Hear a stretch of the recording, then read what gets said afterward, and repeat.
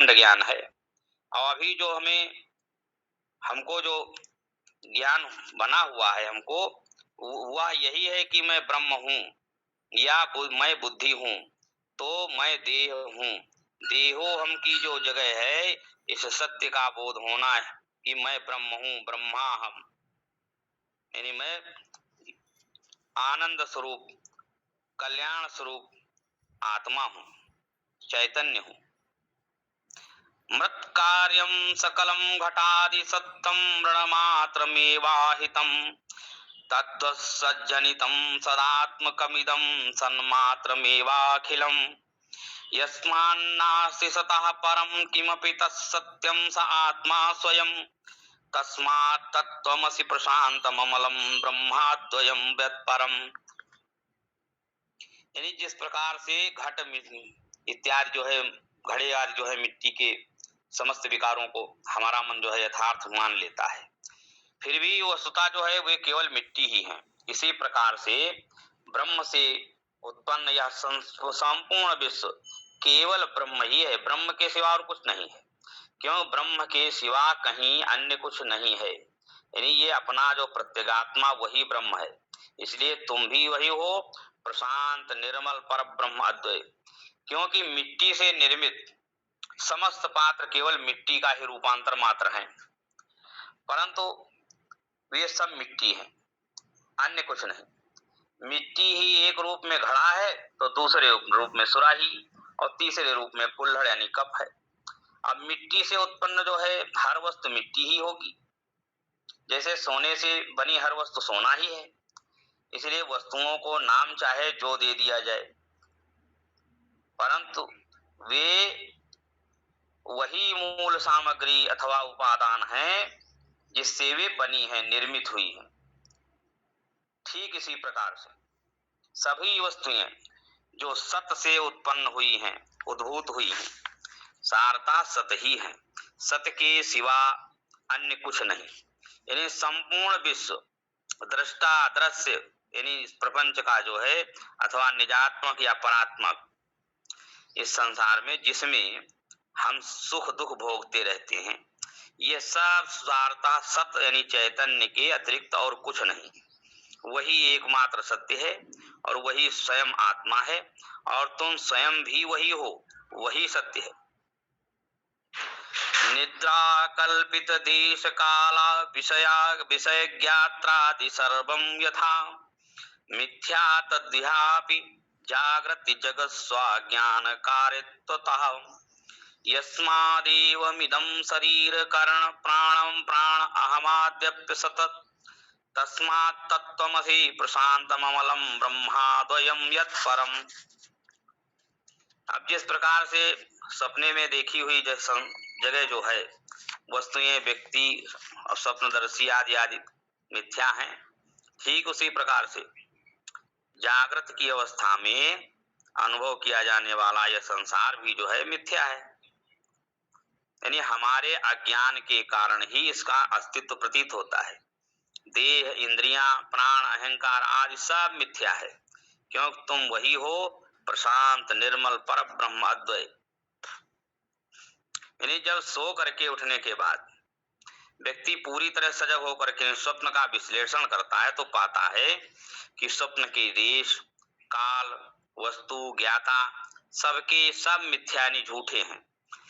ठीक ऐसी ही स्थिति है इस जागृत प्रपंच की, जो आप प्रत्यक्ष में देख रहे हैं खुली आंखों से, कि आत्मा के अज्ञान के कारण निर्मित है। हम एक बार जगे कि स्वप्न खत्म हो जाता है, और हम स्वप्न तभी देखते हैं जब अपनी जागृत अवस्था को नहीं जानते होते हैं। इसलिए जिस क्षण हमें अपनी जागृत अवस्था का ज्ञान होता है, हमारा स्वप्न समाप्त हो जाता है। इसी प्रकार अपने वास्तविक स्वरूप में आत्मा के अज्ञान के कारण हम इस जागृत प्रपंच को सत्य माने बैठे हुए हैं, क्योंकि अभी हमको तुरीय अवस्था का यानी चेतना की उच्चतर भूमिका का भी हमें ज्ञान नहीं है। जागने पर स्वप्नदर्शी, स्वप्न जगत, स्वप्न उपकरण और स्वप्न के अनुभव ये सब उस जागृत व्यक्ति के लिए मिथ्या हो जाते हैं, झूठे हो जाते हैं। उसी तरह जब हम तुरीय अवस्था में स्थित होकर के जागृत प्रपंच पर दृष्टि डालेंगे तो यह भी मिथ्या सिद्ध हो जाएगा। यानी शरीर, उसके उपकरण, ज्ञानेंद्रिया, प्राण, मन, बुद्धि, चित्त, अहंकार, ये सब के सब असत हैं, झूठे हैं। यानी जब आत्म साक्षात्कार होता है उस क्षण देह अथवा अंतःकरण आदि में जो कुछ भी उपलब्ध नहीं रह जाता, जब उसमें से कुछ भी उपलब्ध नहीं रह जाता, यानी अपरोक्ष अनुभूति के क्षणों में दृश्य जगत जो है दिखाई देने वाला पूर्ण रूप से विलीन हो जाता है। अब तुम वही हो, प्रशांत निर्मल अद्वय परब्रह्म। यत्र भ्रांत्या कल्पितं तद्विवेके यत्तन्मात्रं नैव तस्मात् विभिन्नं स्वप्ने नष्टे स्वप्न विश्वं विचित्रं स्वस्मादि भिन्नं किन्नु दृष्टं प्रबोधे। यानी जब कोई वस्तु किसी में भ्रम से कल्पित होती है तो विवेक के द्वारा जो सत्य को जान लेने पर यानी स्पष्ट होता है कि वह कल्पित वस्तु अधिष्ठान ही है, उसके अतिरिक्त अन्य कुछ नहीं है। यानी बाहर जो दिखाई दे रहा है बहुदृश्यमान अनेक रूपों में दिखाई दे रहा है दृश्यों के रूप में, तो स्वप्न जगत स्वप्न में ही उत्पन्न होकर के उसी में विलीन हो जाता है। यानी जाग जाने पर, नारायण, जाग जाने पर वह विचित्र स्वप्न जो है प्रपंच क्या अपने मन के अतिरिक्त कोई भिन्न वस्तु प्रतीत होती है। इसलिए भ्रम के कारण यदि कोई भी वस्तु दिखाई दे जाती है तो विवेक के उदय होने पर यानी आधार या अधिष्ठान के ज्ञात होने पर वह वस्तु अदृश्य या विलीन हो जाती है। जैसे के रूप में खंभे में भूत, जब खंभे का ज्ञान हो जाता है तो वो भूत गायब हो जाता है। जैसे रस्सी में सर्प, जब रस्सी का ज्ञान हो जाता है तो सर्प की भ्रांति मिट जाती है। सीपी में रजत यानी चांदी, अब सीपी का जब पूर्ण ज्ञान हो जाता है तो जो है चांदी की भ्रांति मिट जाती है। तो इसे ये सब विलीन हो जाते हैं, गायब हो जाते हैं। ऐसे ही विवेक पूर्वक और वैज्ञानिक ढंग से उसका निरीक्षण परीक्षण किया जाता है। यानी शीघ्रता में किए गए निरीक्षण के परिणाम स्वरूप मैं किसी वस्तु के संबंध में एक गलत निर्णय पर भी पहुंच सकता हूं, किंतु जब मैं ध्यान पूर्वक उस पर चिंतन मनन करता हूं तो वो दृश्यमान जो वस्तु अदृश्य हो जाती है और मुझे वस्तु की सत्यता का बोध हो जाता है, ज्ञान हो जाता है। जैसे खंभे में भूत वाले दृष्टांत को ले, अब इसमें सत्य तो खंभा है, यानी खंभे के अतिरिक्त जो कुछ भी दिखाई देता है वो केवल भ्रांति है और उसका कोई अस्तित्व भी नहीं है, केवल मन की छलना है, वह केवल मन की छलना है। यानी जब उससे परे उठते हैं तब कभी भी किसी भी प्रकार के भ्रम का कोई कारण नहीं रह जाता। इसलिए जब स्वप्न समाप्त होता है तो स्वप्न जगत भी समाप्त हो जाता है। यानी जहाँ विवेक उदित होता है वहां भ्रांति अपने आप समाप्त हो जाती है। तब उस समय अनुभव प्राप्त करने के लिए केवल सत्य उपलब्ध रहता है। जाग जाने पर स्पष्ट रूप में समझ में आ जाता है कि स्वप्न जागृत व्यक्ति के मन के अतिरिक्त और कुछ नहीं था। इसी प्रकार जो है संसार में जिसे हमने ही अपनी मूर्खता से बहुत दृश्यमान कल्पित कर रखा है, उसमें बहुत सी ऐसी वस्तुएं दिखाई दे सकती हैं जो वास्तव में है ही नहीं। यानी जब हम विवेक का सहारा लेंगे तो भ्रांति समाप्त हो जाएगी, इसलिए भ्रामक दृश्य भी विलीन हो जाएंगे।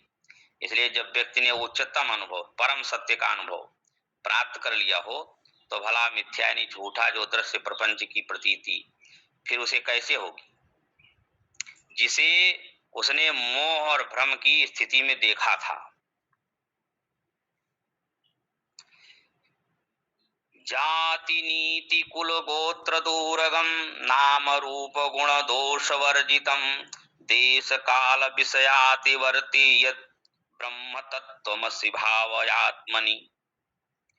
यानी जो जाति नीति कुल गोत्र इनसे परे है, यानी नाम रूप गुण और दोष से भी रहित है, जो देश काल वस्तु यानी निरपेक्ष है, वह ब्रह्म तुम स्वयं हो, ऐसी भावना अपने अंतःकरण में करनी चाहिए। अब इस श्लोक से अगले 10 श्लोकों तक साधक के चिंतन हेतु कुछ विचार यानी कुछ सुझाव प्रस्तुत किए गए हैं, यानी जो उसके ध्यान में सहायक होंगे, यानी ध्यान की साधना में। अच्छा होगा यदि हम इन श्लोकों को अच्छी तरह याद कर लें और इन पर सतत विचार करते रहें, क्योंकि प्रतिदिन ध्यान करते समय इन पर गहरा चिंतन किया करें।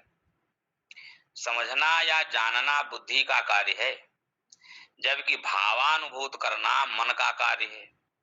और सत्य का जो सैद्धांतिक ज्ञान मात्र हमको सत्य तक नहीं पहुंचा सकता, नहीं सत्य को भावात्मक स्तर पर अनुभूत कर लेने का मात्र पर्याप्त है, और न सैद्धांतिक ज्ञान श्रुति यानी अध्ययन से आता है, और ईश्वर के प्रति भावात्मक संबंध अर्थात प्रेम भक्ति के माध्यम से दृढ़ होता है, मजबूत होता है।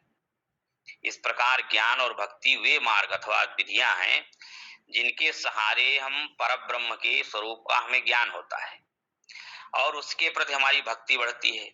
किंतु दोनों में से कोई भी अपने आप में स्वतंत्रतया जो है परम सत्य का साक्षात्कार करा सकने में समर्थ नहीं, क्योंकि परम सत्य तो मन और बुद्धि से अतीत है, परे है। किंतु जहां मन और बुद्धि एक दूसरे में लय हो जाते हैं तो श्रुतियों की शब्दावली में कहते हैं उस उपकरण को हृदय कहते हैं। जैसे जानना बुद्धि का कार्य है और भक्ति मन का कार्य है, उसी प्रकार से भावना करना हृदय का कार्य है, क्योंकि हृदय मन और बुद्धि का समन्वय है। उसका कार्य भी इन दोनों के कार्यों का समन्वय होगा। इसलिए भाव का अर्थ है जो कुछ हमने जाना है उसे अनुभव करना, और जो कुछ अनुभव हो रहा है उसको पूरी तरह समझना, या इस तरह से कहें कि अनुभूति पूरित ज्ञान अथवा ज्ञान पूरित अनुभूति पाना ही भाव का आशय है।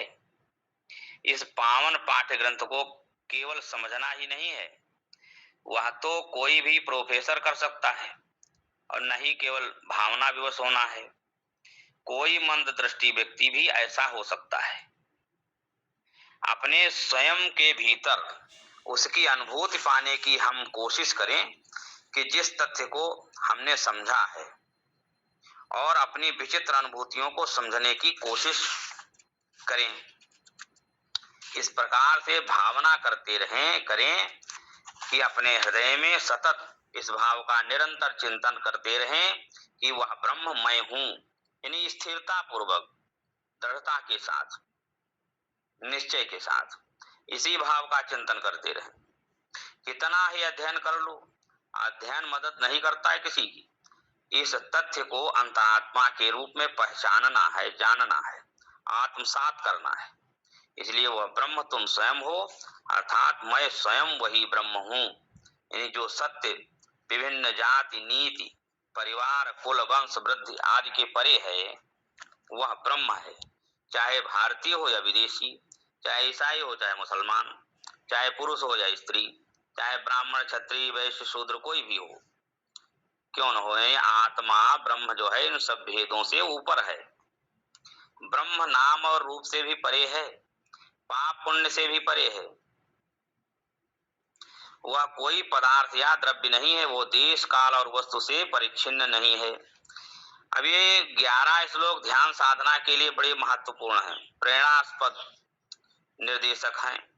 ध्यान करते समय इनको बार बार कहना चाहिए, परंतु ऐसा भाव नहीं होना चाहिए कि हम इन्हें किसी दूसरे को बताया सुना रहे हैं। ऐसा समझना चाहिए कि तुम स्वयं यानी स्वयं को ही परामर्श सलाह दे रहे हो। समझो कि हमारी ही उच्च बुद्धि हमारी अपनी निम्न बुद्धि को परामर्श नहीं दे रही है, सलाह दे रही है, यानी स्वस्थ मन दुर्बल मन को समझा रहा है। इस भावना को पवित्र और दिव्य मनोवृत्ति के रूप में सतत निरंतर अपने पास रखो, क्योंकि काल यानी मरण जो है हर क्षण हमारे निकट आता जा रहा है। समय नहीं है कि अतीत पर दुख मनाते रहे हम और भविष्य के लिए चिंता करें। आज से, अभी इसी क्षण से इन विचारों पर चिंतन करना शुरू कर दें। हमारे हाथ पैर अपना अपना कार्य करते रहें, लेकिन मन का एक भाग इस दिव्य चेतन तत्व पर दृढ़ता पूर्वक लगा रहे। यानी किसी भी क्षण ये न भूलो कि यह दिव्य चेतन तत्व स्वयं तुम में निहित है। यानी मैं ब्रह्म हूँ, इस दिव्य भाव को पकड़े रहो।